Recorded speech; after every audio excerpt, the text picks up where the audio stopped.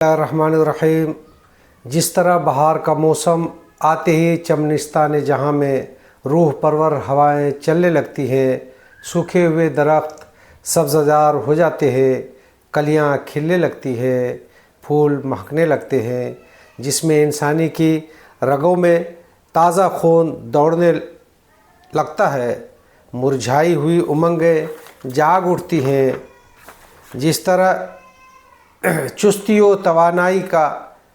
دور دورہ شروع ہو جاتا ہے، جس طرح اس دنیا فانی میں سورج کے سالانہ ایک گردش پر مکمل ہونے پر یہ موسم آتا ہے، اسی طرح روح و جان کی کائنات میں بھی چاند کا ایک سالانہ مکمل دورہ پورے ہونے کے بعد موسم بہار آتا ہے۔ ماہتاب کو روحانی عشاق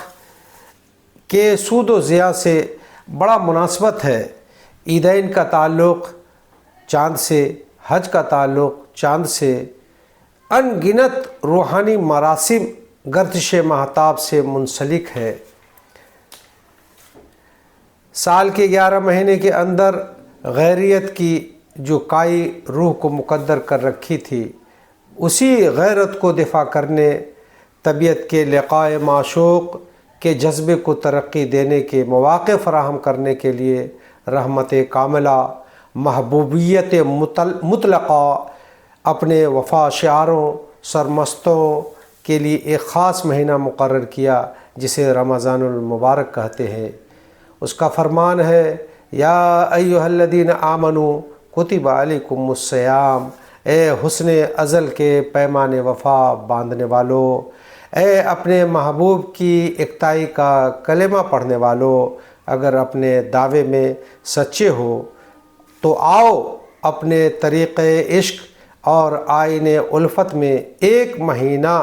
غیر اللہ پر نظر بھی ڈالنا ناجائز سمجھو، اور اپنی تمام لذات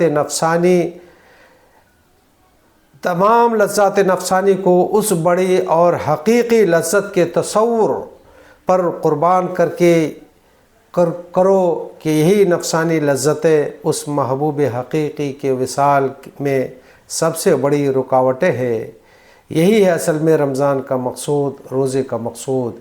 جس کو یہ صفت حاصل ہو گئی کہ اس نے اپنی روح کو ایسا پاک و صاف کر لیا، اپنے روح کو ایسا کر لیا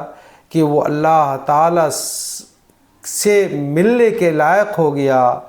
تو پھر وہ کامیاب ہو گیا روزے میں۔ اس لیے اللہ تعالیٰ نے فرمایا ہے، لعلکم تتقون، اصل میں تمہارے روحانی ترقی کے وہ منازل طے ہوتے ہیں اس روزے سے، جس منزل پر پہنچ کر تم اس لائق ہو جاتے ہو کہ دیدار الہی کا گویا تم حقدار ہو جاتے ہو اور لائق ہو جاتے ہو۔ اللہ تعالیٰ سے دعا ہے کہ اللہ تعالیٰ ہمیں ایسے روزے رکھنے کی توفیق عنایت فرمائے جس سے روزہ کا مقصود ہے یعنی تقوی حاصل ہو جانا۔ تقوی حاصل اگر ہو گیا تو اس کا مطلب یہ ہے کہ ہم روزے میں کامیاب ہو گئے۔ اللہ تعالیٰ ہمیں، آپ کو، تمام روزے دار مسلمانوں کو یہ صفت اپنے اندر پیدا کرنے کی توفیق عنایت فرمائے۔ آخر میں آپ سے درخواست ہے کہ میرے اس چینل محمد خورشید قاسمی حاصل مطالعہ کو سبسکرائب کریں، پوری ویڈیو دیکھیں اور ثواب کی نیت سے دوسروں تک پہنچائیں۔ وما علینا الا البلاغ۔